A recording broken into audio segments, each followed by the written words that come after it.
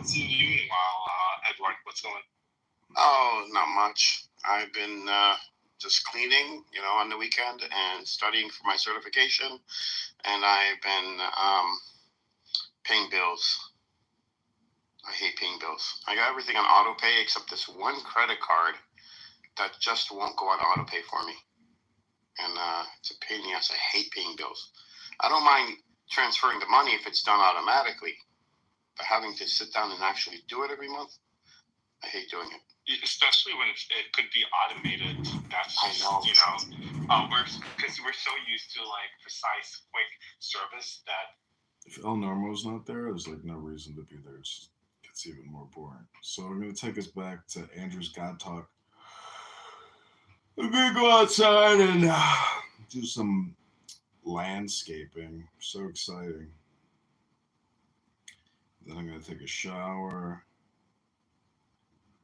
and shit, probably swipe right on Hinge if I try to get a date. This girl that I was trying to see, I don't think she's interested in seeing me again. So time to move on. Let go of your memories in the past and try to enjoy life again. Let's see. Should I just leave us on Dirage? To finding out who we really are and finding that true inner peace may take a little longer than it has to. And some people will never find that peace because they're not being true to themselves. You have to learn to start taking some time out for you. And one thing about it, which you will realize in the end. Sorry, what did you say? You can't divorce the two. So it's like I'm understanding phenomenal states as functional. Well, analytically. No, not analytically. I mean, because we're still in the synthetic realm here. We're still saying the identity is synthetic, right? We're saying like when we're fixing the metaphysical item that secures the identity, when we say that item satisfies a phenomenal concept, right? It's like hate. Right. I wanted to address because you had said it sounds like it's illusionism at that point. But I just want to say that like if what you're rejecting as an illusionist just is like the intrinsic nature of phenomenal states, right? If that's it, then yeah, I do agree with that. I still think that phenomenal states can be understood as phenomenal states without intrinsic nature. So what do you take phenomenal states? So sorry, I'm probably not going to bring this discussion in abstract. No, that's okay. I mean, I would probably. I'm fine with the way that you and I were talking about it earlier today, where you just pick them out via ostension. Like I don't have necessary and specific conditions for you.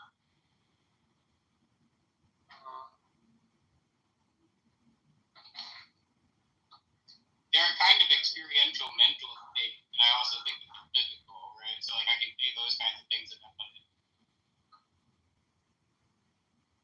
Or if you just like, okay, if all you're going to say about them is just like I'm picking them out by assumption. So like, do you have some further theoretical commitments about them, or is that all just gonna be like, okay, and they're like brain states and so on? So then I do think that is literally just illusionism.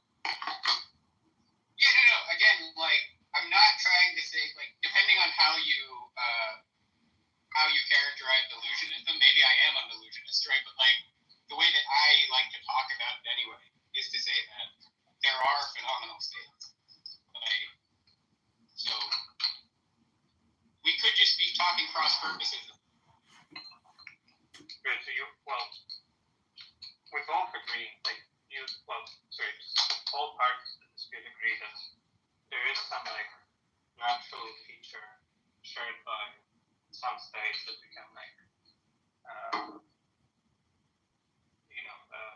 denote by just list examples of them, right? So it's like, okay, there's something that's naturally in common between like visual, auditory, and other modes of perception, between like pain states, just like I don't know, imagining things, dreaming, right?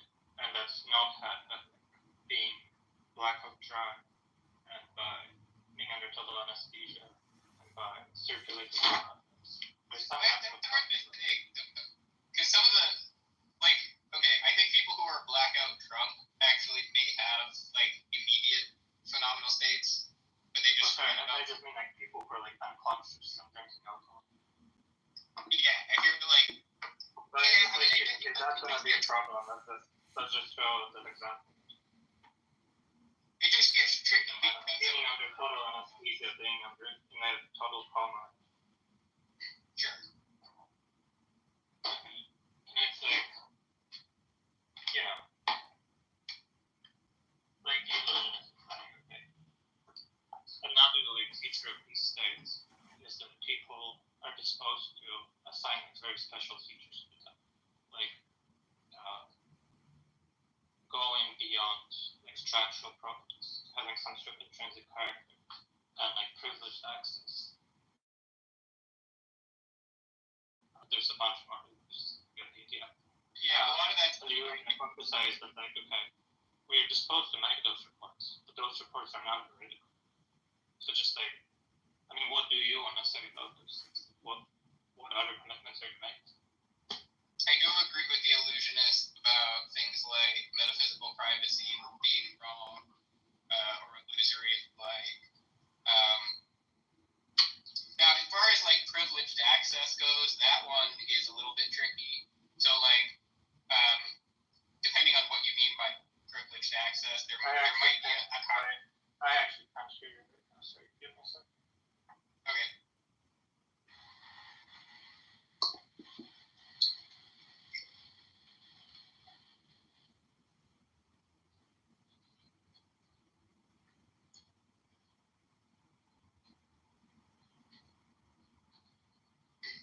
Wait, what'd you say you're making? You're making pizza?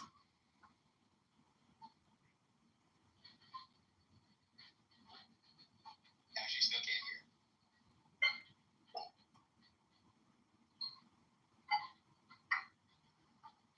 I was just looking at the Mahdi's manifesto. Has anyone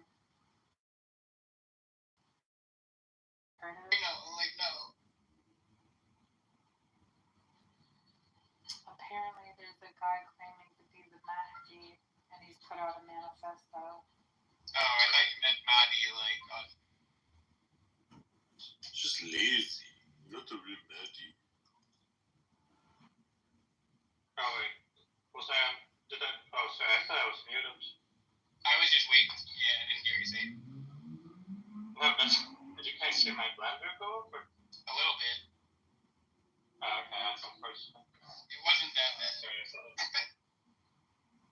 Okay, well, that's good. That's very helpful for you. So, I mean, I'm going to agree with some of what the illusionist has to say about, like, the, like, if you want to talk about things like the metaphysical private, you know, the mental, or, like, privileged access, there's, like, some stuff where I think, depending on what you mean by, like, privileged access, that there could be some kind of, like, privilege, but not, like, a robust kind of, like, privacy level, you know what I'm saying?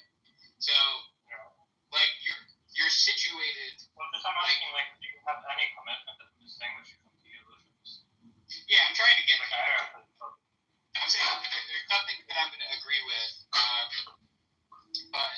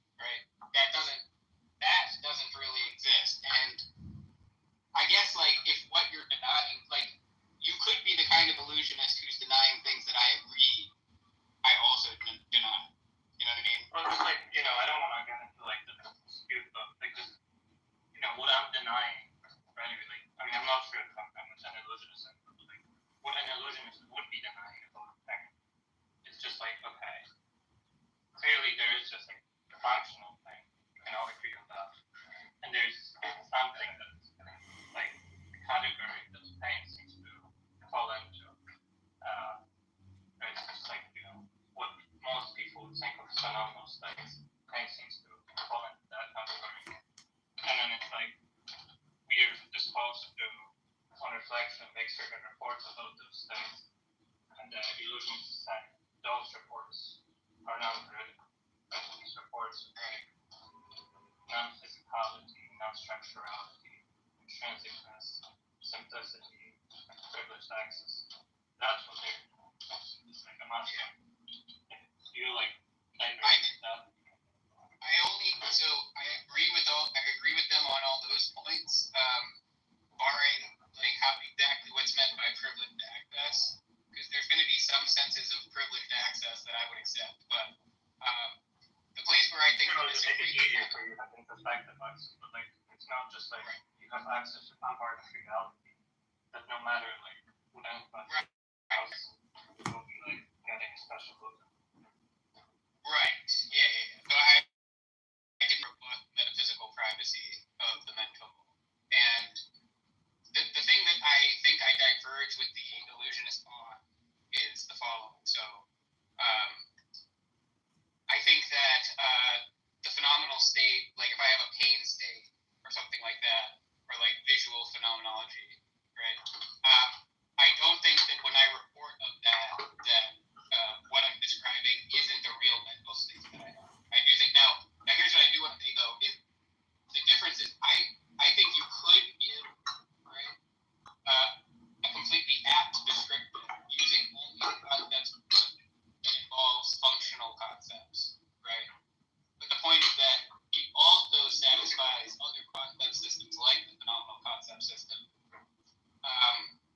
So what I want to say is this, right? Like you could talk about something just qua functional concepts, properties, whatever, property talk, quote unquote, right? I'm not reaffirming, right? But like if you want to use property talk, you could talk about the thing in terms of its functional properties. But then the idea is that the very same property.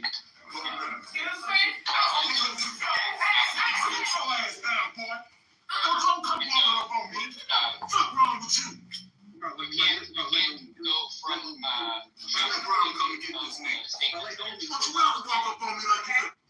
in one system, right, of concepts, and deduce the other. But the thing does actually satisfy both.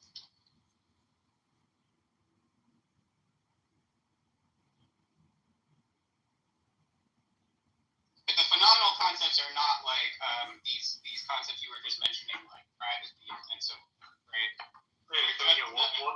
What's the concept of the phenomenal concept? Yeah, so the concept of the phenomenal is like redness or something like that, right? So like if you have like a red visual phenomenon, phenomenal concept is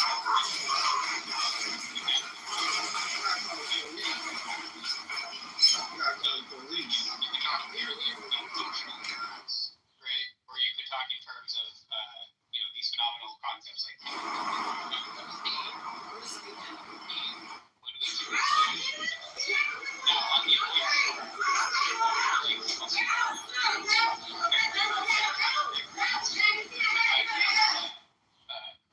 if like in evolutionary terms, like phenomenal states develop extreme forms of reward mechanisms. And the idea is that like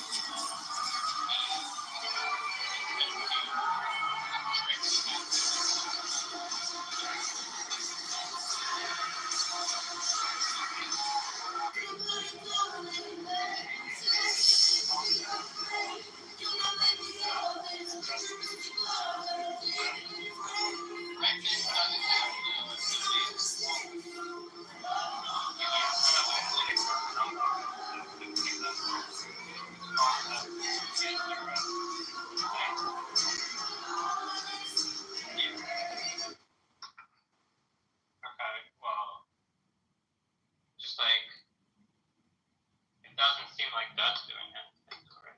Like that content isn't doing anything. What's actually doing the work is the functional thing.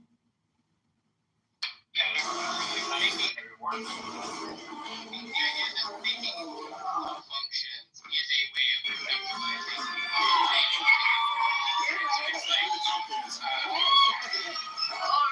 think in terms of, or you can think in terms of things like phenomenal concepts. And so the point is, it's the same that satisfies those different systems. So The it federal both can report be today thought of as predicted a functional possible state catastrophic warming of and the a Earth phenomenal state. by the 1990s with Satisfies strong climate change. right? So it's the same thing that like, I mean, But the scientists are telling us that we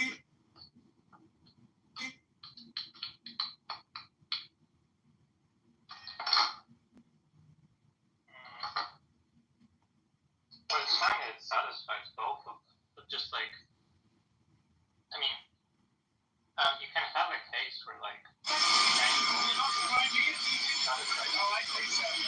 only one of them.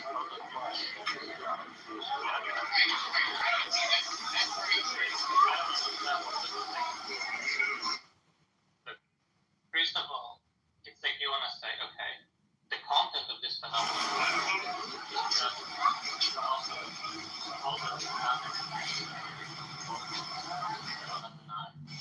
That kind of enough.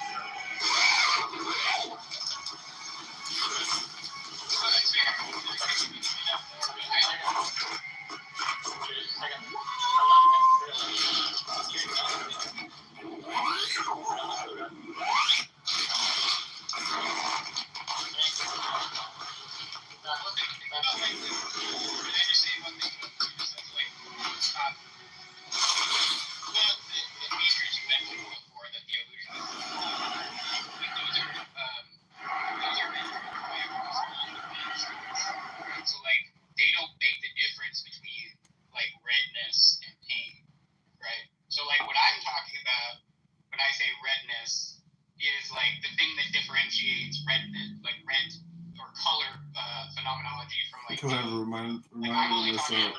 I would just say that is some intrinsic character. Right? Oh, she's still blowing me kissy faces. That's what I think. Well, Distinguishing it from that. If you want to deny. Because she's still playing kissy face game. well, I don't think that the point is that I don't think the thing that's doing the satisfaction She's still playing of the kissy face concepts game. has an intrinsic nature. She's still playing kissy face But what I'm game. saying is the thing that does the satisfaction of the concepts happens to satisfy multiple different kinds of concepts that are not like a priori reducible to one another. And so the idea is Wait a minute, I plan on staying single. The phenomenal side of the. no, but the point is that like what I want to say is that what seems to me that you here when I offer this is that you say, okay, but like the property of the thing Believe me, that I plan on satisfies one staying concept single and exploring. is different from the property of the thing that satisfies some different concept, and that's where I kind of get off the. I kind of get off. I plan on staying single this year and exploring the beach in my boat. It's only one of those properties that does the causal. Well, no. So the point is that like there are like Season causal number 3. concepts, right? And so when you want to think about Believe me, I things in plan on causal staying terms, single this year and those are exploring the the concepts beach you in my use. boat, season Yeah. 3. But you're still thinking about the same thing when you think about it in terms of other concepts. And so like let me think about how to phrase this. She wants to just use my body. There are distinctions within this thing I such should that put it. She can have one that. She can aspect of it satisfies she can have it. phenomenal concept, and separate aspect, But if she wants which is to cost just, efficacious, she satisfies wants to physical just use my concepts, right? body. But the idea is that it's literally the same thing She can that's have doing it. the She satisfaction. can have it. That's fine, but I don't think that means that both of them are doing causal. I guess it just. It's like, No, but the thing that does the causal work just is that one thing. I guess I just need to schedule. But if she wants to just use my body as she put it, she can have it. I guess I just need to schedule a day in advance. Yeah, I'm still playing kissy face game. Believe me, I put a I'm sense in denying this. that like properties are real, right? So like I'm only using property talk. But it's like, okay, like, however you rephrase it, just like, there are two aspects to that thing, and I can see how one of these aspects is causally efficacious. I have no idea how the other is supposed to be causally efficacious. Right, and that's because one of them to the causal. Alright, I think just switch. One of them relates to like the causal system of concepts, and the other it just conceptually doesn't. I mean, maybe let's just do this thing. You agree that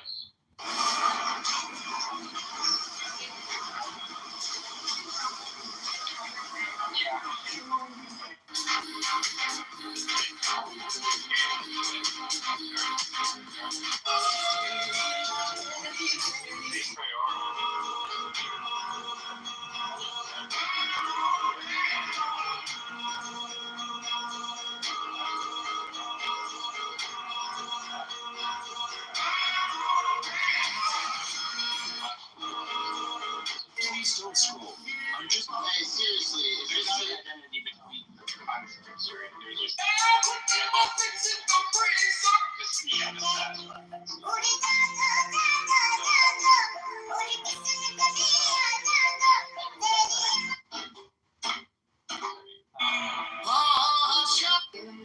Are you? they're the same thing, but yeah, all the theory says initially is just the extension of the phenomenal concept is going to be defined as the extension of the She used to play concept. Kissy Face game, but believe me, I Whatever can't those single this year and right? explore The the theory beach. initially I'm doesn't like, make this claim, and she then also is not going lo and behold, we find I guess I ourselves just need to schedule getting thing in well, advance. well, which theory? a very nice match between the phenomenal concepts, like harmonizing with the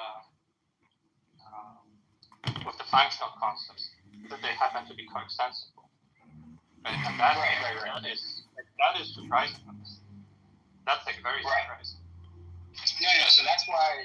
So what we've been talking about is like point one in the DM that I sent you, and then the point two is trying to address some of that louder stuff, the stuff about the fortuitousness of the identity, where I'm talking about like reward mechanisms, right? Like so that's where I'm trying to address that point. I'm saying like okay, in evolutionary terms or in like mechanistic terms, right? Phenomenal states which have like positive valence, say like pleasure, or like phenomenal states with negative valence, say like pain, are an extreme. Like functional. One more time. Valence there is functional. No, I'm using this in the sense of like the field, the phenomenal field. I don't think evolution works. No, but that's where I'm trying to bridge the gap, right? I'm trying to bridge the gap there, where I'm saying that, like, the reason why the states that promote survivability also have positive phenomenal valence, right? I'm trying to give a reason for that. And what I'm saying the reason for that is because this is an evolutionary solution to providing reward mechanisms for as a feedback mechanism, right? It doesn't have to be a reward. It could be the negative of reward, reward punishment, if you like. So that feedback mechanism. This has to be wrong. Like, if you could derive that, then you just would have like a way of getting around. I'm not saying this is a paper. Phenomenal inverse is just that like everything about our world just played out the same physically. Evolution could have gone the same way. And there could have been no qualia, or pain and pleasure could have been inverted. But like if you're just saying that there's some way that you can derive from just like evolution that wouldn't happen. Like it's not meant to be. It's not meant to be like an a priori derivation, right? It's meant to be giving you the sort of like metaphysical explanation on the evolutionary naturalist account, right, for the correlation, which is allegedly fortuitous. Yeah, but just not like the way explanation is supposed to work is just if I give you the facts about evolution, even if I give them to you like third personally, like, ideally, you should be able to tell me, like, okay, what is selected for and why. It's like, Right. you know, like my suggestion is just like, okay, all that evolution will care about is the physical stuff, right? But you agree that the physical But stuff I think that's all there is is. not consistent with any like set of phenomenal concepts, at least conceptually. No, but okay, yeah. Look, it's in the same way that like you can conceptually isolate like Clark Kent from Superman, right? But then I can give you the metaphysical account, which explains why, you know, when you see Clark Kent go into a fucking phone booth and come out, or you see Clark Kent go into a phone booth and then you see Superman come out. Like, why does that happen? Well, it's because they're the same guy, you know. And so the idea is like, okay, in this story, right? The point is that you know, you're giving an evolutionary account, and you're saying like, okay, like maybe this is the way to understand. And again, it's not like a priori like necessitated, right? But the idea is that maybe this is why there's this correlation that seems fortuitous. And the idea is, okay, what if phenomenal states that have valences, like positive and negative valences, the way that pain and pleasure seem to have, right, are evolution's way of providing feedback mechanisms for the promotion of survivable behaviors in the case of organisms who have advanced cognition, right? Like, it's a way to cut through their sort of more rational mental processes to give them a reward or punishment or whatever you want, negative reward, whatever you call it, you know, to promote the right behaviors for their survivability. So it's just like, that's one solution that evolution developed. It's not saying that it follows from evolution and naturalism or from these concept frameworks, right? It's saying like, maybe this is just what happened, right? But just, okay, look, if I just know, like, okay, like, I'm aware of what the trajectory of evolution is like, right? I have that information. Okay, so yeah, I have that information. Let's say like I'm some like advanced computer. I don't have this phenomenal concept. Can I derive just which phenomenal concepts are going to be had by the organisms produced by evolution? Is that like a derivation I can do? I'm not exactly If you need all the information about evolutionary history, can I say, okay, this is like the sort of states people are going to have associated with functional pain? This being doesn't possess phenomenal concepts. Yeah, no, it doesn't. Yeah, then I don't think they would be able to derive. I don't think so. I don't think they would be able to derive the phenomenal concepts from that information. Okay, would they be able to derive just the data of harmony? Well, seemingly no, if they don't have the phenomenal concepts, because they wouldn't have them to say the heart dead, right? So it's like, I mean, okay, well, like, once you update, it's like my thought is now, like, we agree that just, let's also say that this thing learns just that this, like, theory you have, like, that the phenomenal concept strategy does correct. Even if it learns that that variety of identity theory is true, it still won't make a derivation. Yeah, it has to have, well, if you want to say, like, is it sensitive to the harmony, or is it sensitive to, like, what we are sensitive to when we think about phenomenal concepts, then no, it's not, because it's devoid of that system. I'm feeding the computer. It's basically, the point is, what I'm saying is, it's devoid of a lens on the world. Right. Yeah. But I'm just saying, like, let's add to the supercomputer the knowledge of, like, or, you know, part of knowledge. Yeah, I don't know if it would understand it. Sorry, what? I don't know if it would be able to, like, make sense of that theory, you know, without having that component, you know, where it, like, comprehends what a phenomenal concept is.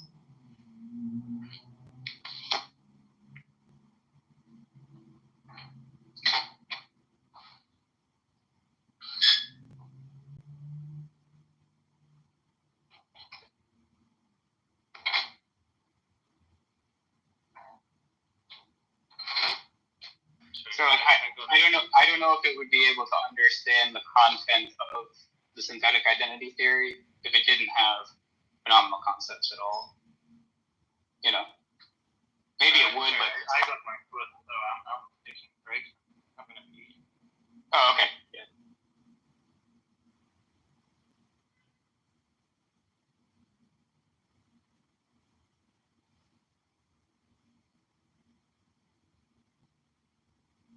Truthy.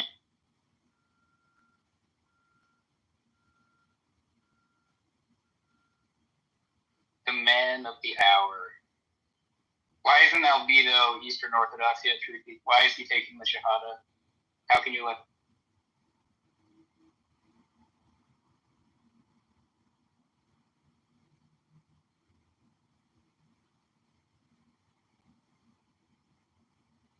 Yeah, he's just going to let it happen, Albedo. I think it's because you're a Native American, Albedo. I think that's why he doesn't want you in.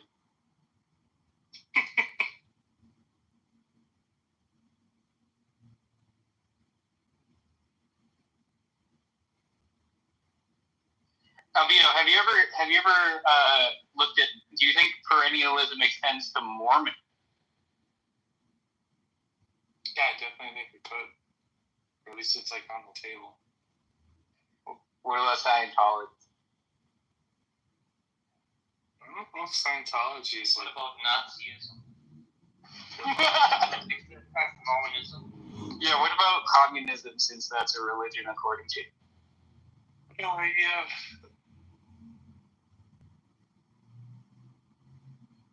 Dude, Elias is just like, oh, everything's a religion. You know, Harry Potter fandom is a religion. You know, being a sports fan is... I mean, I have seen, like, to be fair to that kind of, like, argument, like, I have seen debate on, like, what is a religion, you know? And it basically boils down to, like, doing the what is a chair debate, you know? It's just like, look, man, there's, like, some things we call religions and there's other things we don't. Like, can we just, like, move on, you know? Like, here's a bunch of religions, you know? Do these other things actually seem relatively...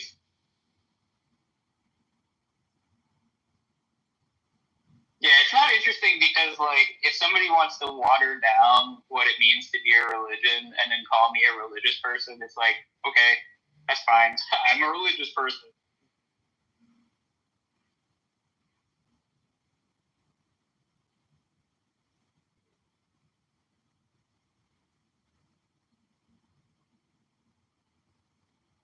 Like, what is your religion? It's non-religious. That's my religion. Atheism is a religion. Oh my god. See, this is like the whole, it's like, is every proposition a religion? Like, Yes. If you have thoughts about it, it's religious. if you believe the sky is blue, you are part of the blue sky religion.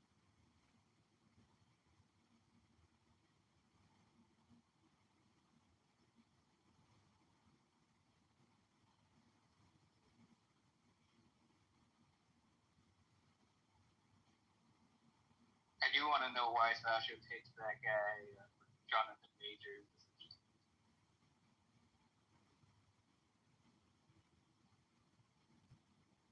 I heard he was better in, like, the Loki show. I've seen a couple scenes from it. It seemed like okay. I don't know anything about it. Yeah, I haven't kept up with Marvel since, like, Endgame happened. I really haven't seen.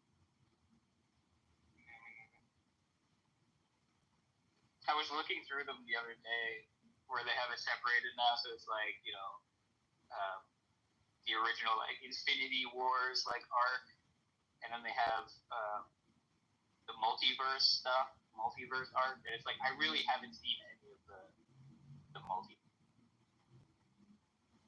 Including that Spider-Man movie, which I kind of wanted to see. Oh, I did see that one.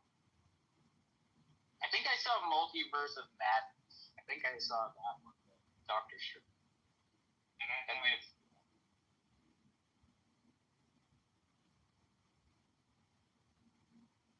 Dude, somebody commented on that, you know, that meme that I made with the modalities, and it's like Thanos.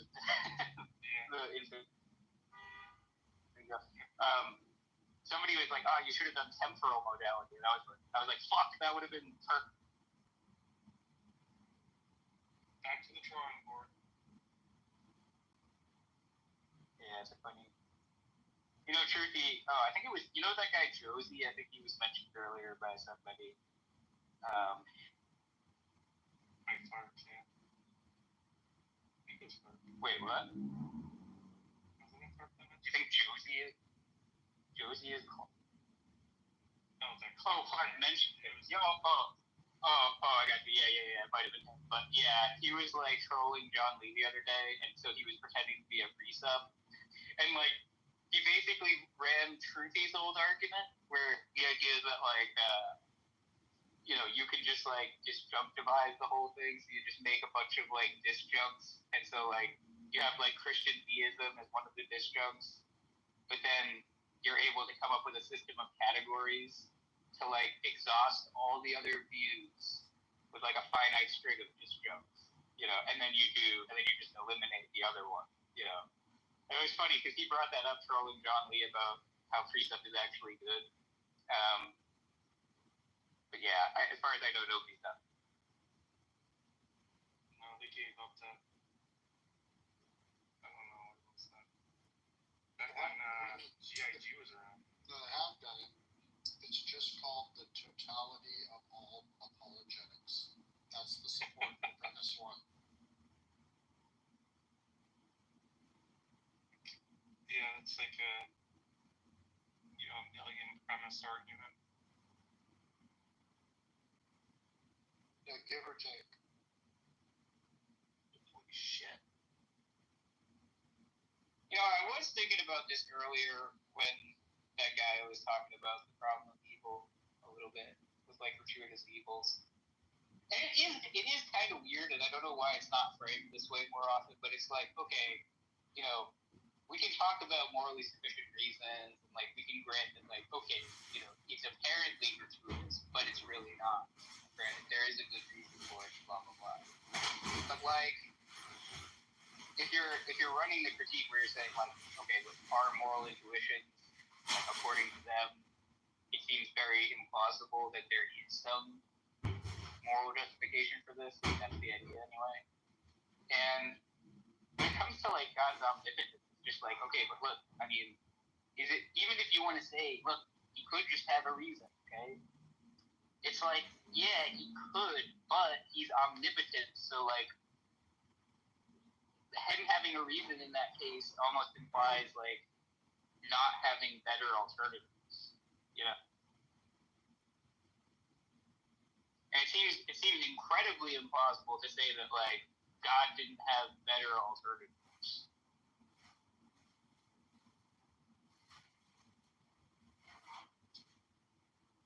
Yeah, but you're not God, so how would you know? Yeah, and then that's just where like you're just accepting some kind of at least limited skepticism about a lot of shit. I don't know. It's funny you say it because I've always felt like it's just really intuitive to me that there would be that epistemic gap. And really, if I think about like just how bizarre things might be from like the God's eye view. Like if I would imagine what the perfect balance between mercy and justice would be, all things considered. I'm not even sure, like, you know what I mean? Like, can I really get a grasp on that? My understanding is always we just have. Yeah, go ahead. It's weird because it's like you think, okay, there's all these different ways reality could be, like they could be really weird, like so much worse than what we could possibly conceive, like okay, and then from like a God's eye view, it doesn't have any of these like cognitive barriers that maybe we have. It's even more bizarre. Yeah. But it's like, okay, when you're reasoning such that you're like, okay, there has to be a mind at like the bedrock of reality. There has to be like a decider, at the bedrock of reality. It seems like, well, if it did turn out to be a perfectly good being, like, yeah, you got really lucky.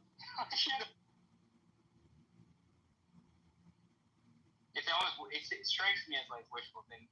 It's like you're spiraling back down to the fundamental layer of reality, and like, yeah, if it has to be a person, I hope it's a good person. Just seems to get into the nature of meta-ethics, semantics around good there. What good's picking out? Yeah, but don't you think you could just as easily get like the exact same semantics of like a mirrored, like a purely evil person at the foundation of reality? Like that also presupposes, the distinction between good and evil in the same way. Yeah, you just need to see them all. Yeah, or Stephen Law does it a certain way. You can just think about it on your own terms of like, okay, let's say the only thing we are fixing is that the fundamental layer of reality has to be like a mind, a person, something capable of making decisions, aware of everything, all powerful. Okay, and then we're like, okay, does that all require that it's good? I don't think so. Right? So like, if we stop right before we get to all good, right? We give them every other property, and then it's like, okay, seems like there's some room for variability on his goodness, and whatever sort of like character he has is going to presuppose like the moral landscape or whatever you want to call it. So you're going to get that one way or the other, given that he has some kind of like moral character. And then why is it that he would be good, other than like we hope he would be, Well, it's just interesting to me that like God is the way God is necessarily, and our moral semantics, the thing that we intuit as good, picks out this kind of energy of God, and you can sit there and say like, oh well, it's just like how lucky we are that it ends up being quote unquote good, but the referent there of that good and why that would even seem intuitive in the first place seems to be that on theism, there's some relation to the necessary being and us and our moral intuitions, and that's why that kind of even makes any sense for you to say, oh, we're just lucky that it's quote unquote good.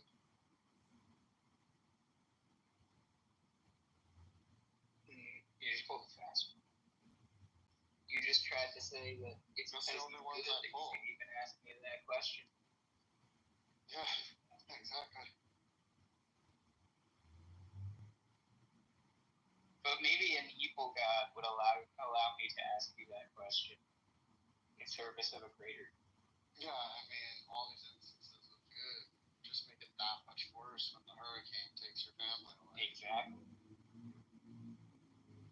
And it's way more palpable in those terms. Does it make sense to say like, oh, basically, I'm good, right? And so I'm only deceiving you into thinking certain things are evil, but really they're not. Like they're actually good if you understood them the way that I understand them, or something like that. Yeah, and then you contrast that with like the actual experience and saying like, okay, what if like there's an evil God that's trying to promote evil, and so the goods are there to make it more heartbreaking when something atrocious happens, right? And that seems to work.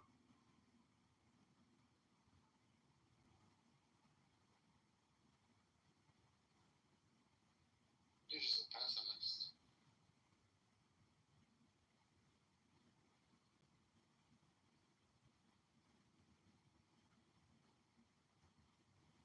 It's like, what kind of goods do we as individuals really experience where we're like, oh man, I'm glad that, this genocide happened, because at least I get to swim in my pool. Like, yeah, the genocide was actually necessary for the feeling of the water to feel that nice. Yeah, see, that almost seems selfish, doesn't it? It's like, oh, so that I can experience this, like all these other people had to suffer. It was a butterfly effect. I realize now how good. Yeah, it was a total butterfly effect. It just led from this little genocide over here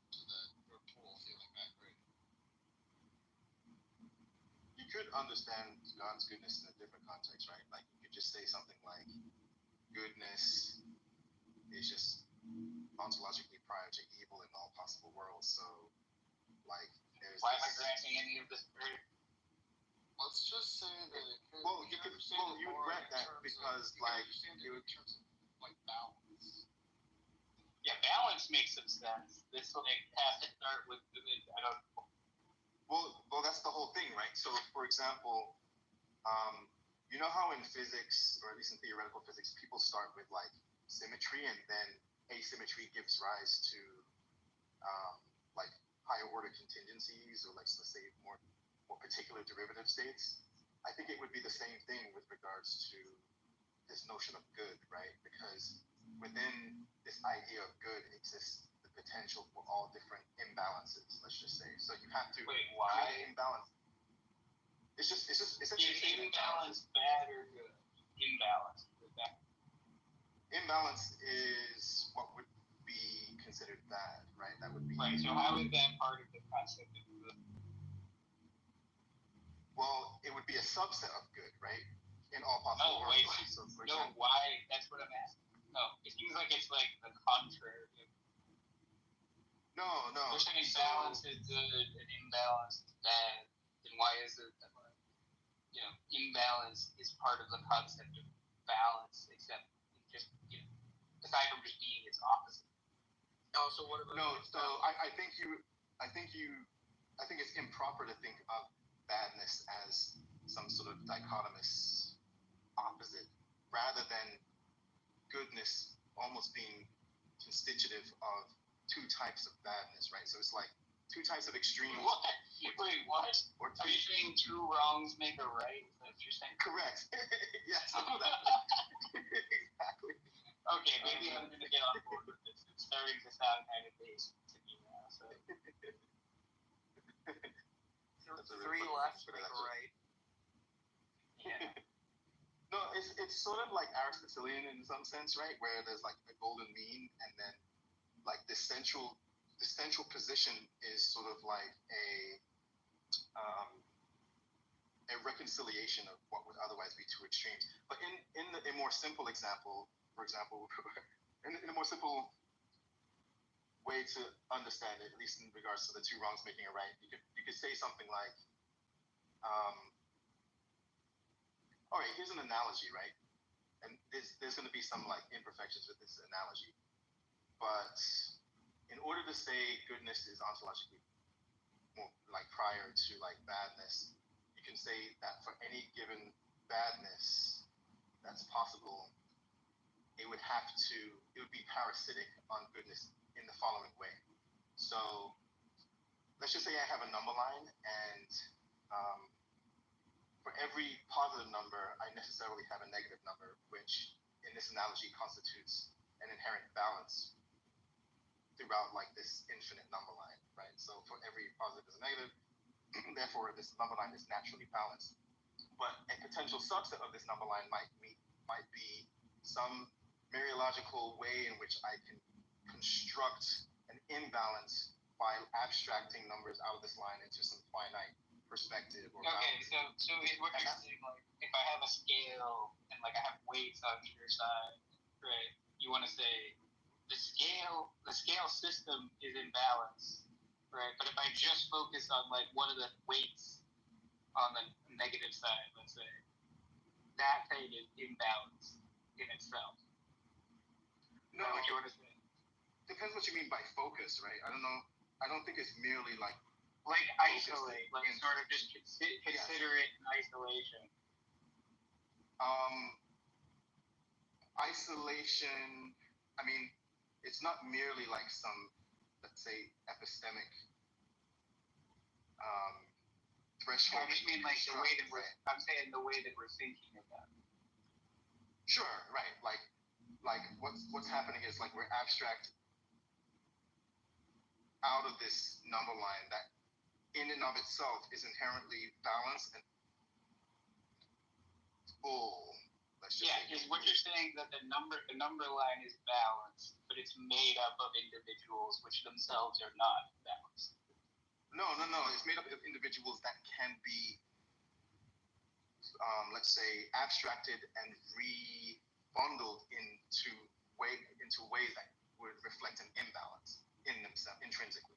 So I could say, I could build a subconstruct that takes three number positive side of the integer, side of the line, and in my let's just say partition. Yeah, I think but Curtis, I think that's what I'm saying. I get it. Oh, okay. I think we're saying the same thing. Yeah, that's the general thought. Tell me if you know what Realme earbuds are. No. Is that like a known company? What are those? No, I didn't know. Samsung. Sounds like some off-brand Amazon shit. I think you're thinking of real doll buds. I don't think so. You should get some Stasis Audio headphones, by the way. I don't know if you guys. You should get some fucking Apple AirPods and join that. Yo, real talk. They're on another level. I don't like iPhones. I don't like Apple. JLab is pretty good. Or like Gay Lab. Okay, sorry. Call it JLab if you want. JLab. Yeah. You That's don't look okay. like an athlete. I look like an athlete. Yeah, but it's fine. But it's not bad. You look like the build sprinklers. Yeah, look, I Hey, I'm just saying how you can look. you come up here? Because, yeah, that was some very serious allegations about your moral status. I don't know, should we like to discuss this? Who? Lenny. Ethan was basically saying it was evil, and it seemed like that was kind of broad endorsement of that. Really shoots. Uh, I just had a pizza. what was vegan cheese? Yep. Yeah, I just kind of fucked myself because I just realized I miscalculated something. So I need 84 grams. Bro. Oh, funny. Sorry. So I would be so confident talking on these things after I got whooped by Joel. Yowl. Oh, yo, I was just taking my actions. You got cooked. This treaty is saying retarded shit, just making up fucking words and shit. Yo, I will say, Unfalsifiable. yeah, you're so unfalsifiable. You can make shit up now, bro. What's really funny is I keep going into these Rodrigo rooms, and Trudy's been talking to Rodrigo, and I'll join, and then periodically he'll go, okay, can you bring Sully up now? And he's trying to pokeball me against To be fair, Sully, I try to pokeball everyone against Rodrigo. Yeah. So have you talked to Rodrigo? Yeah, that needs to happen, bro. I don't think I have really. Oh, you need to. See, that would be hilarious. We have Godless Boy versus Rodrigo round 2. Rodrigo just Jesus you Christ. That would be a train wreck. Hey, Josh talked to Rodrigo. You're the one who told me about it, remember? Fucking, he was like screaming his head off at Rodrigo. And Rodrigo like kicked him out of the room and he's like, good day. Where is Yeah, that? how good. So then if you find a picture of Send Rodrigo, a good day. Say again? then if you find a picture of Rodrigo, I think he had his picture. Yeah, he had his picture for a while. He looks like a silverback Benicio del Toro. Yeah. yeah, but I just want to see the picture. You have to ask him. Yeah, look, debate him and make that the price. And any available feed pics. Are you gonna work with Rodrigo's? I don't think so. He's so lucky. To be honest, like Rodrigo basically flirts with everyone. Like that's not really like. His voice is very like ASMR. Wait, Sam and him have beef apparently. No. We squashed the beef and we had a long conversation about like aesthetics and stuff like that, like 2 hours. And that he thinks that people that want to be like libertarian, live off the grid, should be like basically shot, like base them, which I thought was funny. So base. I'm kind of strawmanning him to be honest, but like That is super base, though. You have Melody. Let's get Melody to talk to. No.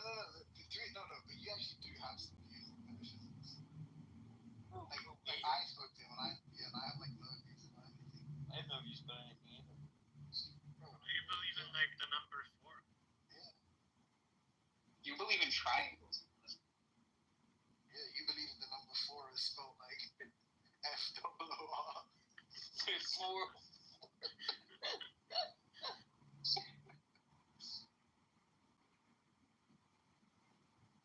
Nah, but for real, we should. At least you don't believe that. Rodrigo versus the world. At least you don't believe that ants can talk to Solomon Yo, that shit and was believe wild. that they know who Solomon is by name. Ants are Yeah, but what actually modality can they not do that in? We don't know what they can think about. No, that's like the philosophical highlight, bro. You know, you like present arguments to people and they just take the front, like when Andrew. And I did that. I'm not allowed to bring it back up. So Schmantism stuff. And then Andrew just went full BHI. I was like, which Jew? Who is a Jew? He's like, wait, what? Well, Andrew doesn't know which rule he's following, so he doesn't know if BHI is a misattribution of who the correct Jews are, or Yeah, Marty thinks that ants can like talk to each other and like know have concepts in their That's head. true. Oh, how did you know? Have you Do you have seen the movie that my guy is from, the PFP? Ants? Oh, yeah. No, I've only seen Bee movie. Also, you have a buzz You like saw Bee movie, Sam? Oh my god. I mean, it Yeah, deserves the buzz it got, you know? Yeah, of course. Oh, I'm it's talking something. about Ant-Man and the Wasp want to make a whole advanced civilization of ants. And like they beat up the black guy who's like super strong. And he's like killed Thor and everybody. So they got that part right, too. Right? And then like these ants beat him up. That's like stupid. Yeah, also, I want to say Sully was fully vindicated by Sam. I asked Sam what MFM meant, and he vindicated me. I mean, See, it's Oh over. my god. all questions about porn, you can just like put them my way. No, but it's See, I realized it didn't even have to be a porn. I shouldn't have said it's a porn thing, which was the first thing I said, because it can just be What else like, is it going to be? Oh, for you. like I told you, it could just be you're seeking a certain kind of freedom, you know, in real life. Right, on a website, sorry. No, it doesn't. Look, it can be Craigslist. It can be a newspaper, or you could post it. You could put it up on a post board. Just keep your phone. What do you mean? William Lane Craig. You know when you can like leave up. You know when you just like leave up a little poster and it has like you rip off the phone number. I feel like you're gonna get a lot of. You could write it on a. You could write it on the inside of a bathroom stall and put your. What the fuck are you If you put a personal ad up, you say like You're saying full looking sex? for FM, Yeah. something like that. Like Oh, okay. Sorry, no, I thought you were trying to say it's not sexual. No. Okay. You're saying it's not porn, but it's still sexual. Oh yeah. Well, I mean, So just to be clear, so you're saying like you just be sitting in the bathroom store. yeah, whenever I'm doing coke, Yeah. For MFM, call this number. whenever I'm doing coke and toilet seats in Brooklyn dive bars, the contact number is there. But that's how I get all the dates that I get. You know what I mean? Why would you not think that was like an initial rather than a fucking? Oh Or you ever see those things like there's like on the dating apps, people like it'll be two people, you know, like they'll just be like two friends. Yeah, there's a whole. Or, like, not even just couples. It's like me and my buddy, you know, I'm looking for like There's either another pair. It's weird. Dude. It's fucking weird. There's a dating app called like those people. there's a dating app called like Field, I think, and it's explicitly for them. Is there specifically a three-way?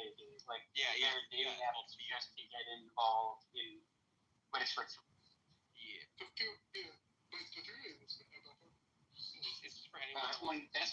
that's one type of three. So yeah. There's different types. There's only two types of three-ways, guys. No, there's like There's four. Never mind. I'm sorry. My bad. Straight sense. I'm a retard. I'm a fucking retard for saying this too.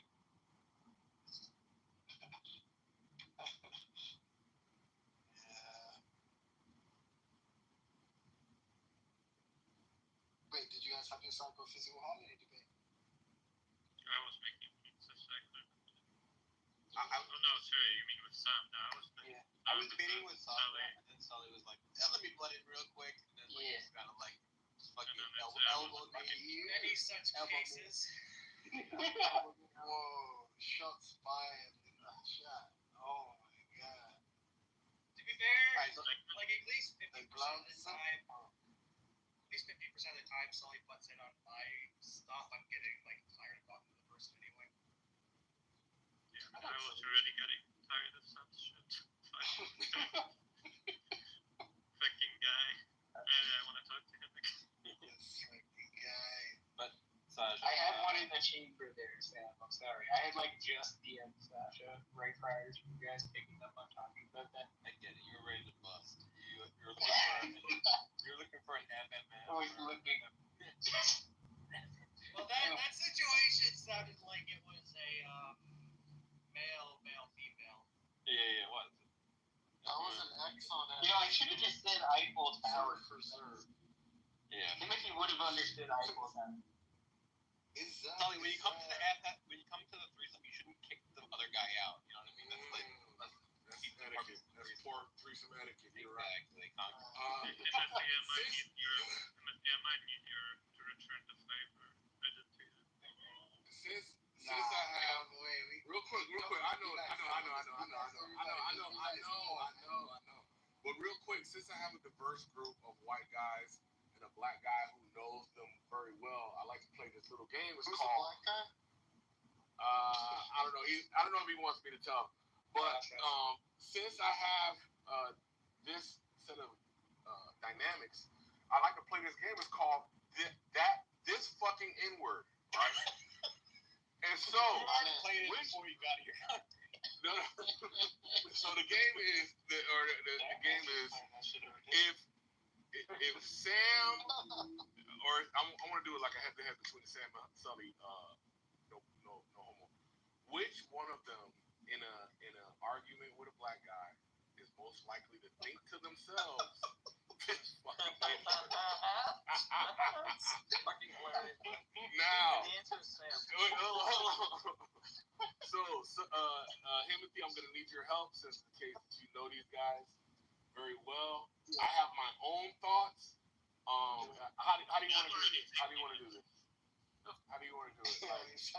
Sasha doesn't need any provocation. I can put my vote in the chat, and you can say it out loud after I put it in the chat. Just promise don't look. I want to say, I think clearly people are gonna, like a lot of people are gonna think Sully's like a diehard kind of liberal, and he's like a bleeding heart for minorities. I mean, Sam Wait, and Sully. really? Sam and Sully, like, actually, just to like, some more data, right? So Sam and Sully were having an argument the other day in Sam's room about whether or not, like, Yo, guys, let's play. About whether or not black people being mean to white people on Clubhouse is representative of like black people's like bloodlust against white people, and like whether or not like what white people should do about this threat to their race.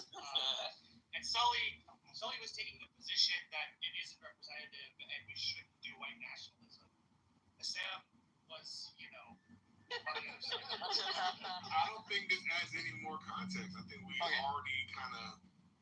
I think I want to defend myself. my vote is for Sam. My vote is for Sam. Guys, hold on, guys. Let me defend myself. Okay, for sure, I'm more likely to think it. Sully, I don't even think lets himself think it. Okay, but I think I'm more likely to get along with black people better than Sully. Like the IRL, I'm gonna be getting along with black people better. And then I also want to say that I think Sasha is way more likely to just say it than anyone else in the room. So that's my. So we all agree saying the most likely person is the black guy to say to himself, "This fucking." I mean, in this room, I think Andrew. In this room. Alright, so you're saying if you did a head-to-head with Andrew, Yeah, that's a closer. you're saying he would think it faster. That's a much. Like he would have gotten there That's a much. faster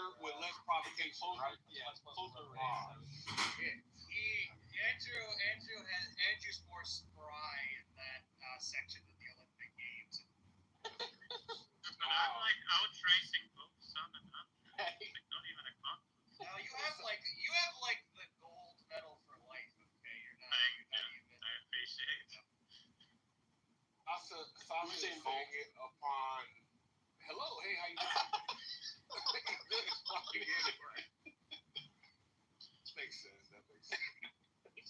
Yeah, that's a good game, though, Cookie. Oh, it's the best. It's a real fun game. Yeah. Must be great, like, after dinner. All right. With a harder head-to-head, guys. Millet versus Albedo. That's a good one. I'm gonna have to give it to Millet. Yeah, but Millet's been cooking. Like, I wanted to actually kind of offer some kind of defense. Well, it's not really a defensive sound, but it like made it a little bit easier. Even more interesting, which is that like Sully has rapped Busta Rhymes lyrics that actually include the N-word. That's a sound I've actually never heard. I knew that was I thought we went past this. I thought it was unanimous. I thought it was unanimous. But I just But see, that was completely accidental. In fact, like when that happened, I had prior to it happening, I was like, I don't want to do this because it has the N-word. And they were like, no, just stop at the first N-word. Just stop at the and I'm reading it, right? I'm reading it off a rap. I was doing the Ron Burgundy. Sully was basically goaded by two black people into saying it. It was not well, one of those black people was Andrew. Okay, two black people and one pasty white. Voted or given permission. It sounds like It was Carlton. It was funny because it was like one of those situations where they're like, he's like, no, I don't want to say it accidentally. They're like, don't do it. You can just stop before. He does it. He accidentally like fucking says it, and then everybody's like, whoa! What do you mean, bro? you see that one coming. Disgusting. Historically. Hey, look, I'm not. Look, it's not. I wasn't making a criticism. I just wanted to make it. I still think like Sam's an overall favorite, quote unquote. Quote unquote. But Millet and Albedo, goddamn, yeah, Millet's called me the N word. He's also called me the K word. Oh my God. It would take a lot for Millet, but he would definitely succumb to his inner desires before Albedo. Yeah. You think Cloud has more self-control than I do? In that department, most definitely. Cloud has more self-control than everybody, but I think he I'm pretty sure there's at least a fourth about there's a demon living in somewhere in Albedo's brain or something. It's every once in a while it'll come out somebody will make a really off-color joke and then he'll join in really emphatically when he didn't expect him to. So I think No, but I feel like the best measure. Of mine. No, but I feel like the best Piper. Fuck you. I think you want my. Hey, Albedo, are we not able to tell the difference between trans people anymore, Albedo? No, I'm sorry. What about Truthy versus Sam? It's on the same. No, I think Ewa is. Truthy versus Sam. Everybody versus Sam. Ewa might be before me. Ewa before you? No, I think Ewa genuinely doesn't like people, whereas I kind of like people, so I think he's more likely to be frustrated by a black man, and so I'll just be he's more enlightened than you. Ewa isn't Is this thing I'm talking about me right now? He said Yeah. Ewa. Yes, he is talking about me. Who is Bob? I know he's not talking about me right now. No, he is. Who? Fucked up. Sam or Truthy? Who says it first? Did you know What's the game called? Truthy will say it This fucking I'm N-word. pretty sure Truthy just said it before Sam. This is some casting of aspersions. This is racist. The game is called This Fucking N-Word, and it's basically head-to-head competition between two white guys about who would say it first in their head upon getting into some sort of verbal altercation with a black guy. For sure, Sam. Unquestionable. Truthy stays N-wording. I think he's on Sasha level where the black guy says, "Hey, what's up, Truthy?" like, this fucking idiot. This fucking idiot. Hey, what's up? Hey, what's up? Racist casting aspersions on that character. Can't buy it. His name be run through the dog. It's crazy. Okay, Venus versus Eva. Oh, Venus. That's not even a competition. Okay, Venus versus Sasha. What's that? Venus versus Sasha. I'm in the locker room and they're giving him the gold medal. Nah, Venus. Like Venus is It's gonna be me. You know how many times I thought of this? As you should. Is Venus second place? Is Venus in second place after Sasha? Is there anyone? Wait. Are we doing ER? Just an N one. In your head. In your head, it's ER, but for Yeah, for conversational purposes. Venus maybe not so much. Venus Let me take it in a different direction. So between Sayla and Zeleny, who says it's first? Who takes it? Lenny. Oh, I don't know. I don't know Sailor that well. Okay, so Sailor's gonna be like, listen, I love all the N-words. You know what I mean? Like, what's the Lenny gonna say? You fucking the church father stuck you in that. Church father stuck that it was actually the only position to put black people dead. Oh, that's so lame, bro. Is he still arguing homosexuality is permitted in the Bible as per Jonathan and David? Why are you asking him yourself? I think he's in here. No, I didn't know he can't speak. What are you talking about? He thinks the entire Democratic platform at any particular time is in the Bible. Concrete, what is this game called? This fucking N-word.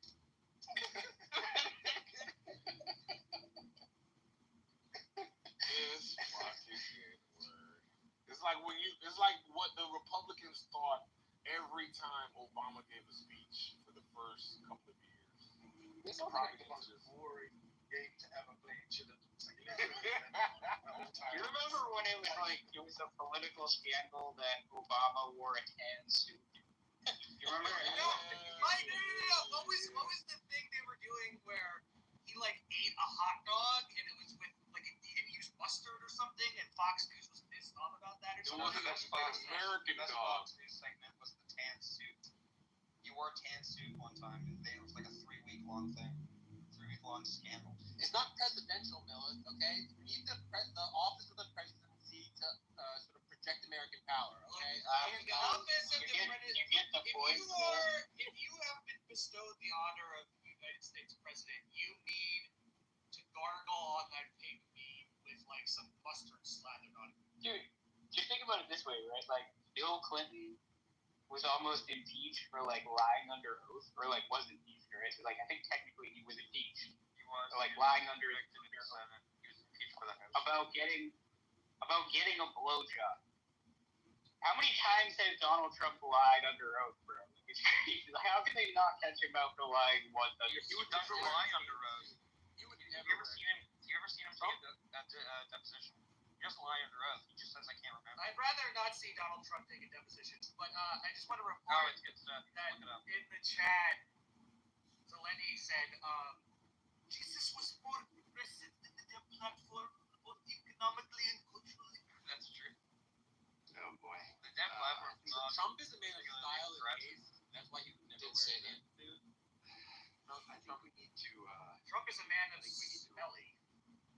You know what I think they should do? Is they should extend under. Come on. You know, Guys. We need to welcome our friend. We need to welcome our friend Tobias here. And we need to shout out to one third of the fruit patch, which is guava, down in the audience. And Tobias, are you an atheist or an atheist? he's an atheist. Or a dirty. He doesn't believe in it. He doesn't think in evidence. The only thing counts as evidence is 100% certainty. Oh, that guy? Oh, no, let's go. Milo, you thought that Morpheus was doing, atheist tropes and all this stuff or whatever, cliches.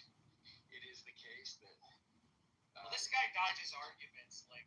Tobias is pretty good. So he said this was his claim. Are you ready, Philo? This Tobias guy. Hold on. There is. Have you heard about this Tobias guy? Hold on. So there is zero evidence for theism. Zero. There's no evidence, true. Can you believe? Hold on, buddy. Testimony is not evidence. Of course not. Why would it be? It's probably going to be similar to what Morpheus said, which Morpheus said, and I quote, not really, but It's like he needs something weird by evidence. It's like he's using that word a different way or something. Arguments are not evidence. There you go. Right. Uncle Morpheus. Are you sprinting, Andrew? What in the world? I'm working. Sorry. He's racing against the game. He's Sprinting into the old lady's house and stealing all of her. He's sprinting to the nearest black guy to have a couple. Have a couple thoughts. Yeah, well, you just said, no, I'm running for Michaela.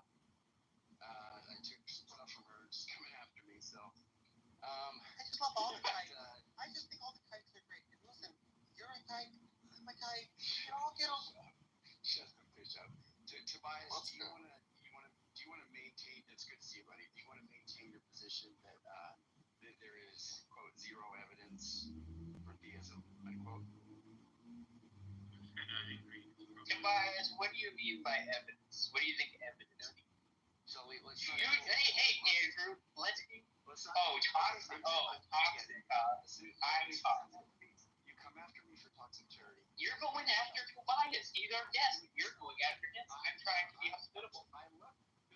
Well, I'm trying to be hospitable. I do think he deserves hospitality, Andrew. Yes, but I do. But I just want to say that Sully, the thing is you're acting like I'm doing something untoward towards you by giving him hospitality, which makes it seem like you don't want to be hospitable. He doesn't need to be coddled. He's got the testicular fortitude to come in your guts blazing. Okay. So what I'm saying is, let's just let him have at it. You know, it's all good. So,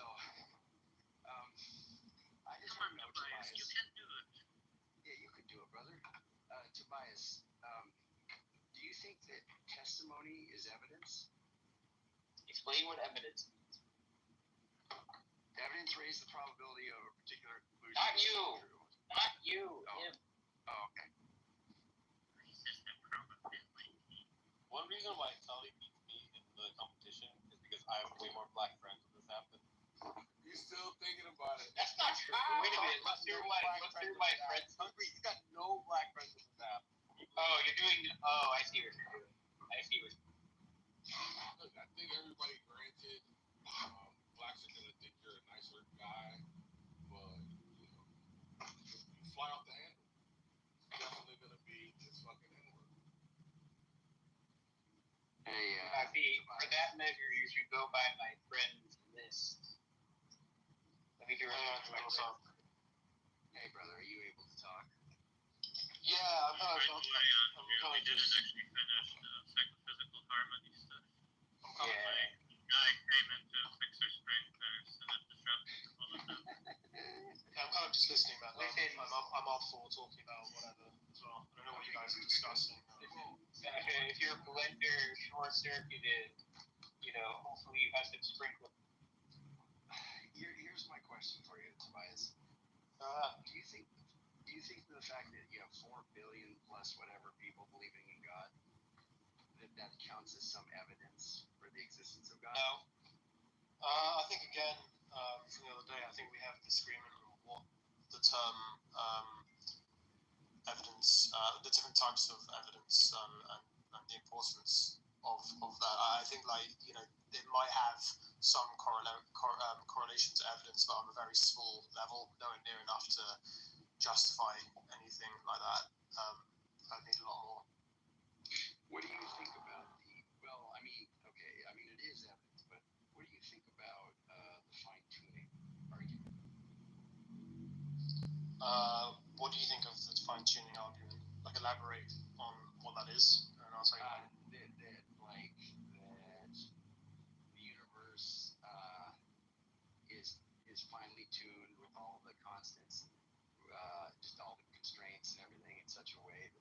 allows for human life to arise. Yeah, the universe is fine-tuned for Holocaust. It's perfect.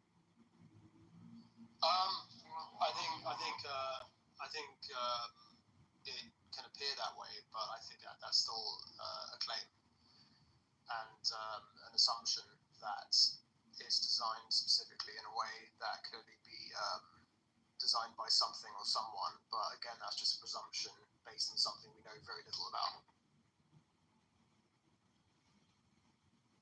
What are you gonna say now, Kitover?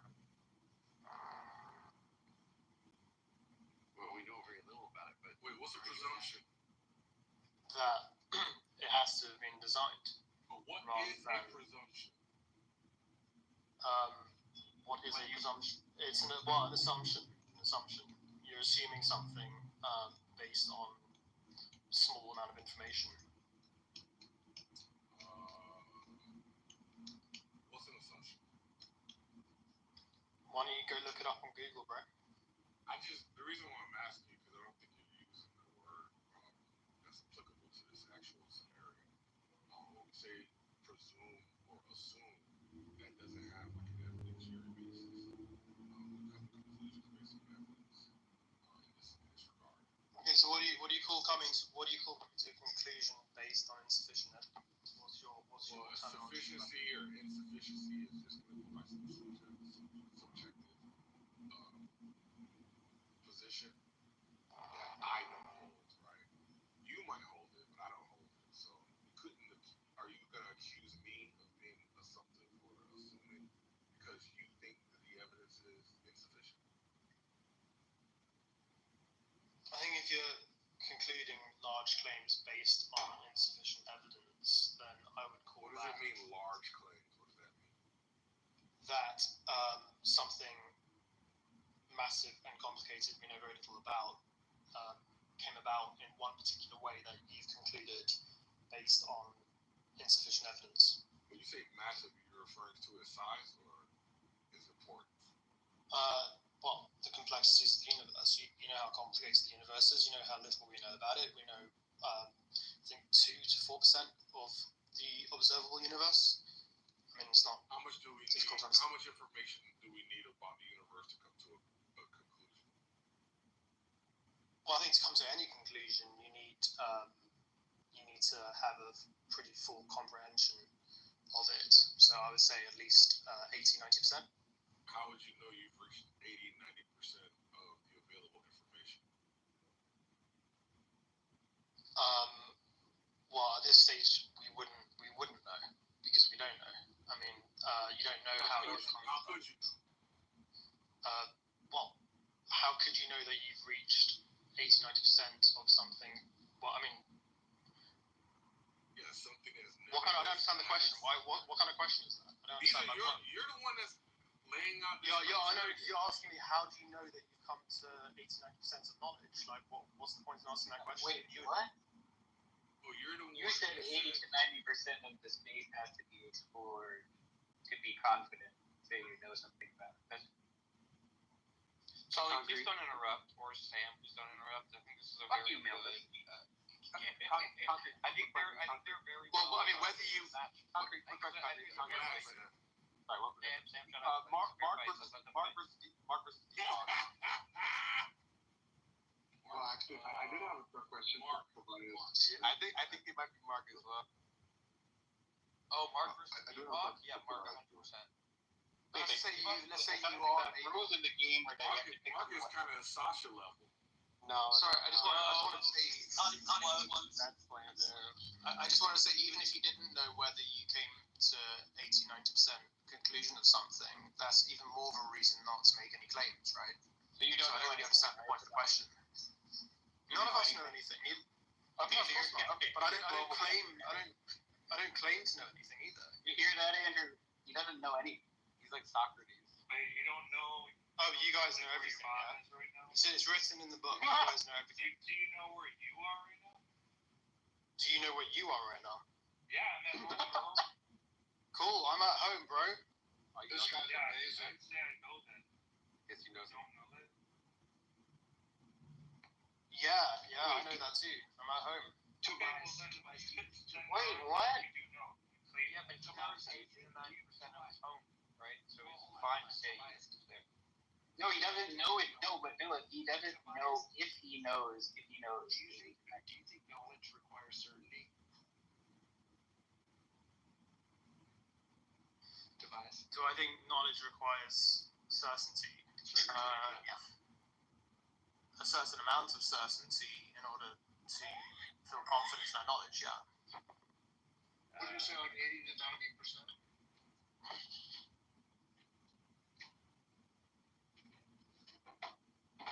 How do you know that 80 to 90% is like the right range here?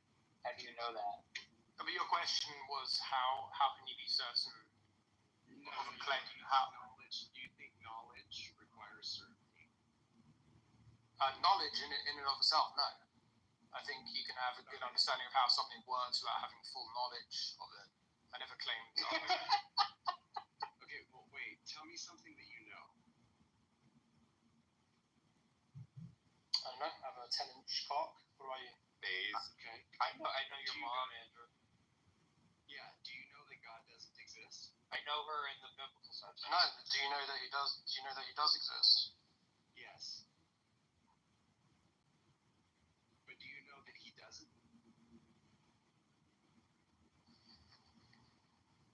No, but you claim to know that he does. I don't claim that. You're the one that claim that. But wait. Do you just believe that he doesn't? I think there's insufficient evidence to suggest that he does. Well, yeah. Well, why aren't you just an agnostic? Because I view agnosticism as a sort of 50-50 stance, and I think there's a far higher chance that he doesn't exist than he does. But I don't claim that he 100% doesn't exist. Well, what tilted to be higher towards atheism? The fact that I don't believe there's sufficient evidence to suggest one way in which this universe came about. I think it could be multiple possibilities, and I think that's just focusing on one possibility. So why would they? Do you have an expectation that you would see certain evidences that you don't see? Is that the idea? Because why would you think just because you don't see evidence for God? I mean, it could be a deistic kind of God that just created the universe and kicked it off, walked away like an absentee father. How would you? Well, why are you saying that because you don't view any kind of empirical evidence or you don't see anything that would lead to a God? Why is it the case that you think therefore God doesn't exist, or that it pushes forward towards atheism? Why wouldn't you just stay agnostic? Because again, it's focusing on one conclusion, and I think there's zero compelling evidence to suggest that one conclusion is more compelling than any other human imagination made reasoning for how this came about. So I think it's just as irrelevant as saying the tooth fairy created it. But that wouldn't mean that atheism has any higher probability just because we can't narrow down some conclusion. But it depends on how you define atheism. I don't define atheism saying there is no. I don't think that's the modern consensus of the term atheism. I think atheism is saying the burden of proof is on the person making the claim. Atheism is stating that they think atheism is. Why Atheism is not stating anything. Atheism is the person looking at it. Well, why can't I just say theism? Theism is just saying that I'm not convinced that atheism is true. And if you're going to make a claim against me, then you need to bear the burden. If you're saying that God doesn't exist, which you're not, you're just saying you're not convinced, well, I'll just say I'm not convinced that atheism is true. But atheism isn't a belief system. Atheism is a belief.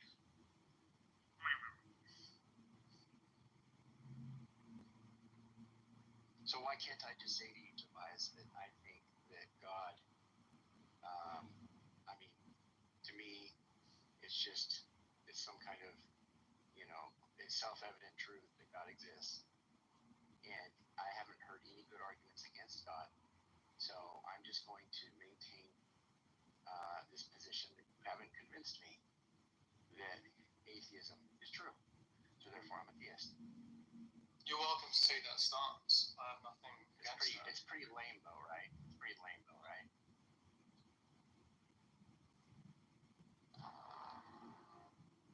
Yeah, it is pretty lame, Andrew. Super lame. Yeah, it's a lame stance to take. The reason for that is because of the null hypothesis, right? Well, what kind of? Null hypothesis. Yeah, I don't know about all that. No, but I'm just gonna say, what kind of conversation can we have, Tobias, if both parties are doing the same thing? I'm mainly here just to listen to. I'm not talking about you in particular necessarily. I'm just saying in general. If theists and atheists did that, and that's all we did, everybody just, they bunkered down in their position and just said, well, I'm just not convinced of the opposing position. How would that work out? Do you think that would work very good dialectically? You think we'd have engaging conversations, like expressing reasons for and against? Well, again, I think with atheism, they're not making the claim. So it's interesting for people like me to listen to what you guys have to say and how it is that you're convinced that this is how things came about. I find it entertaining. I find it interesting. I learn stuff. But again, atheism isn't a belief system. It's just stating they don't believe in one particular thing. Hey, did you not hear him the first time, Andrew? What? Are you doing it? Well, man. Andrew's trouble. Black Andrew, photo. Wait, I don't know why any atheists want to do that. If they do that.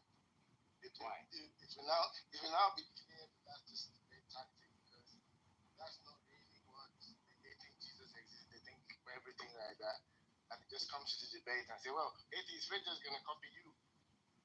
You could. But the point That's what Andrew thinks they're doing. The point is it's a response to what they're doing. He wants to herald the banner of atheism and kind of have that historical punch that there is no God. But then when you press, but when you there are different ways of saying it. But when you How dare you? Quit gerrymandering my words. Yeah, exactly. Stop gerrymandering my words. But that's more you're more DS than me. Like, you just got corrected on pronunciation by a fucking dyslexic animal. DS in the guava sense or DS in the way that you are with your Can you let Andrew finish what he was saying? Sorry.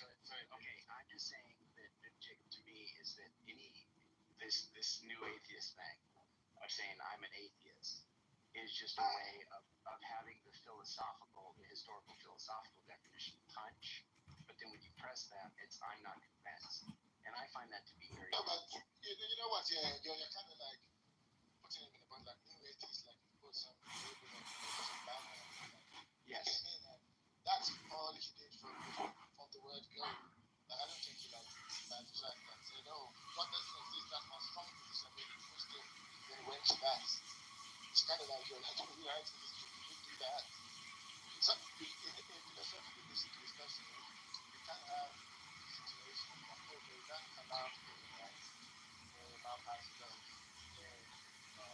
Explain that he can show that an infinite part is an intense. And my part doesn't have to take a certain stance saying that, oh, an infinite part, it really is true. It just says, well, these things that Craig is basing his claim on, they don't seem to be good enough. And my part thing, I don't know either way. So you can do that. That's a valid philosophical way to argue. You don't have to say, oh no, because I want to take a strong stance and say God exists. The other guy has to say God doesn't exist, so I can. No. You don't need to do that. I don't think that's right, Jacob. So They should play Concrete's game. It's not happen or not. My example with the Mapas and Craig, I'm thinking now, Jacob, right? Andrew, no. Also, they're not just saying it doesn't. It's unlikely that it exists. They're also saying that the probability of that being the case is extremely low as well. It's not like, oh, you might 50%, you might be right, Andrew. 50% you might be wrong. Atheists are saying that there's probably a 0.1% chance that you're right. Well, wait a second, because you're also saying, so Jacob, the reason I have a problem with what you're saying is because, look, it is the case that he's not just saying that I'm not convinced. I mean, that's not fair to just say that's all he's saying. He has to discharge, because it is the case, because there's nothing there, right? It is the case that he, to make that claim, to even make the claim in the first place, you're saying that you have surveyed the evidence to some, you've done your due diligence, and you've come to a conclusion that it's not sufficient to convince you that God exists. Well, if that's true, and Piper's good at pointing this out, then he needs to give defense. He needs to give a reason as to why he wasn't convinced by these various arguments that have been around for millennia. And you can't just say, He needs to present the arguments. He needs to present the arguments. Andrew, you need to present the arguments. You need to present compelling arguments. That's what I was about to say. Taking one at a time. Is the Kalam that is why he doesn't buy that? Yeah, so start bringing them out one by one and do it. Well, I think the thing is, Jacob, is that when I say, why do you not believe? He can say, well, I just don't think the evidence has been compelling. And they typically leave it at that. But it's like they just said, Do you know the same way that's just repeating one that you don't believe? That's like the same thing. Yeah, in the same way saying I don't believe in the tooth fairy or the spaghetti monster. No. Say, why don't you believe it? And your response is, I'm not convinced. It just tells you the same thing. You don't believe it. Yeah. And you're not giving any kind of, there's no content to interact with there, and it's not my job to drum it out. If we're having a conversation, it's kind of lame to just sit there as the judge. And I'm not saying you, I'm not putting this towards you, Tobias. I'm just saying, generally speaking, it's kind of lame to just sit there in the judge seat, like as they say, God in the dock or whatever. You're sitting there and you're going to evaluate and you're going to say, well, you prove it to me, and I'm going to tell you all that's wrong. I'm just going to discredit everything you throw at me, which is, it's very much more easy to do that. Andrew, wait, what is the kind of that kind of low bias argument that what is that true? That's what an that argument. does is it puts it back into it's an argument, but in the end, the job of that argument is to put the ball back in the courts of the theists, saying, well, before looking at any evidence, it looks like your side is worse. So have you got anything to overturn that? The ball is back in your courts, and then you have to start looking at the Kalam, the Martin, and then you keep going. No, but Jacob, if somebody thinks that just given the sheer mass of adherence to God, and they have these intuitions from very early, like myself, and just say, you know what, this is just properly basic, and it's going to be the case that you need to give some argumentation to show me why what I believe is so self-evident, it's axiomatic, it's just base level, intuitive. There's nothing. I don't need to give you an argument as to why it's true. You need to give me an argument as to why it's not true. I need to be vanishingly small as far as a worldwide population. And it's like, if you want to talk about like who it is that should happen. I don't think it is small, bro. I think the percentage is actually irrelevant. exponential. At that point, It is relevant. Why does he get to why does he get to have, why did the atheist get to assume that atheism is true and that the only one making a claim are the theists? Why is that? Well, I already said because the atheists are the one who's making the claim.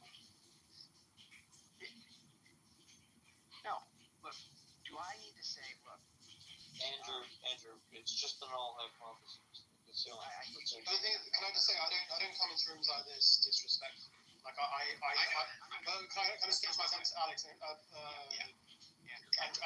sorry. I'm very aware there are some extremely intelligent religious people around, and I'm open ears, man. I want to hear you guys. I learn as well.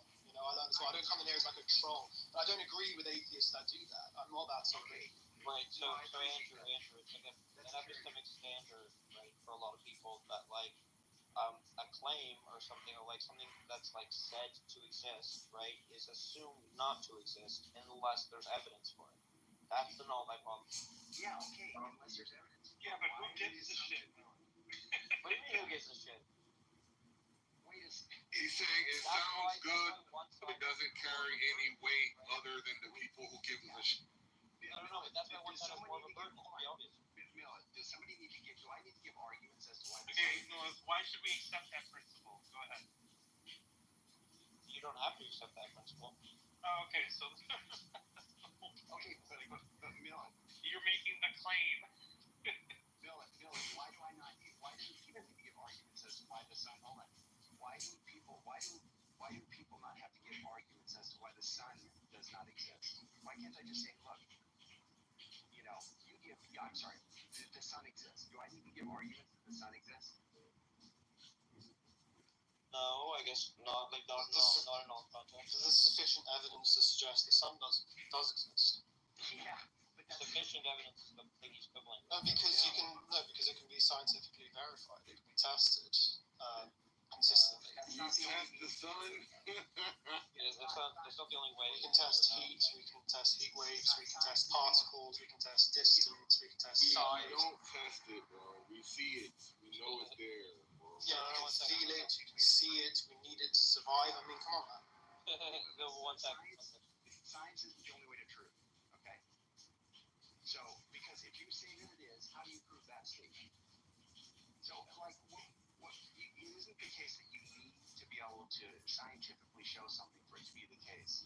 Okay, you can conclude something based in. There's other ways. There's rational discourse, different things that you can come to conclusions apart from empirical evidence, or at least in that way. You don't need to be able to scientifically verify, observe, and repeat and all this stuff. That's not the case. Who does that other than scientists? I mean, if it's a scientist's job to confirm scientific studies, and you're saying that these things can be tested without science, who are the people doing the research on this coming up with these conclusions? You see? Wait, what? What are you talking about? That's not what I was saying. You said there are other ways other than science to determine whether or not something exists, right? Yeah, well, I'm asking, do you think that science is the only? Yes, that is what I'm saying. But do you think that science is the only way to come to conclusions, like the only way to find truth? I think it's the best method we currently have. Okay, well, best method. Okay, that means you leave it open in other ways. So that's what I'm asking you. That's what I'm asking you. Other than scientists, who would you rely on to deliver to deliver conclusions on things that can be determined without science? That was my question. Grandma, my mom, you, Andrew. Intuition. Science. Intuition. yeah, I didn't do any science when I looked at looked at the clock and I was like, okay, so what are these discoveries that you, me, Grandma, and whoever else are what are these discoveries you're speaking of? What are the? I don't know, maybe it's just telling me how to make a cookie. Okay.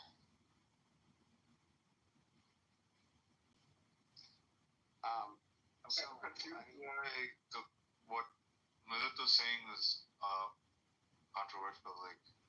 Yeah, it's not controversial. It's just not something that we have to appeal to, and it seems like he's trying to use it as something we must, bow down to, and we're subject to the null hypothesis. Yeah. So Deepak, if I say the sun exists, and why don't I have a burden to prove to somebody who says the sun doesn't exist? Why don't I have a burden? Because that person lives in a shared sort of physical and cultural context with you, where you presume that they already have. They experience it whether they have exactly what. I haven't finished the sentence. I don't know exactly what. You already figured out what you're saying. You don't have to be elaborate. No, please. Figure out what's going on. That's fine. Sorry, Deepak, go ahead. Yeah, I mean, look. Okay. Let me put it this way. The fact that you said exactly means that I don't know if you understood what I said, because I'm confused why you would say exactly. If it's true, then okay. So if it's true, so what I'm saying is that it's not. It's the reason you don't have a burden to explain it to them is because they know the same evidence that you know, right? That the sun exists. Okay. Okay, and what I'm saying is in cultures where the majority is theistic, they don't need to be convinced. They have the shared culture of understanding that it's self-evident that God exists, and anybody who opposes that is the one that bears the burden. That's why I'm saying, like, I tell me the asymmetry there, because I don't see it. Symmetry. Okay, the asymmetry is here. So then, what the if you're like extending the analogy to what's happening here, right? Like Tobias is like I don't know, like Helen Keller, right? She hasn't seen the sun, or maybe like maybe she lived her life, and so like basically he doesn't have that shared evidence that you can already appeal to, right? Goes without saying. So for him to believe that the sun exists, right? Like you have to find some way of like giving him that empirical evidence, right? Some other way of doing that. Yeah, but I'm just talking about the burden though, and I'm saying why, Andrew? But why is it? Okay, go ahead. Sorry. Let Deepak. No, because look, I mean, from Tobias's perspective, from his epistemic like standpoint, right? Like he doesn't know, he's not aware of any evidence in the sun that God exists, and he has a somewhat low prior, right? That like God exists. So that's enough for him to like. Why does his low prior get to place the burden on me, given the fact that I have the majority on my side? Not that that really matters, but I'm just saying the majority's on my side, so empirically it looks like people are aware of what's true by my lights. And somebody who wants to come across and say, if you want to say that like the fact that other people believe that God exists, right? Is some evidence that God in fact does exist. I mean that's fine, but I don't know. That's not what I mean. That's not what I mean. I mean in the same way. You're saying the prior can't change because other people believe things, right? What other people's beliefs are evidence, right? Well, no. What I'm saying is the theist has a prior probability of God existing. Very, very like we're saying. Okay. No, but the whole point, Andrew, is that like I don't get it. He's just defending the invasiveness of this guy.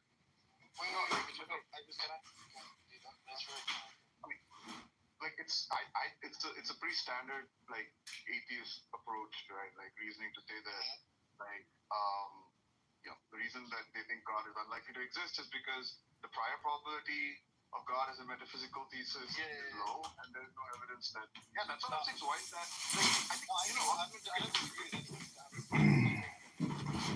Andrew's sole goal here is like claim that just means like there's a burden. Like, there is a burden if you're making a claim, and if atheism is the claim X, then you have a burden to prove X. I do that abstract. Yeah.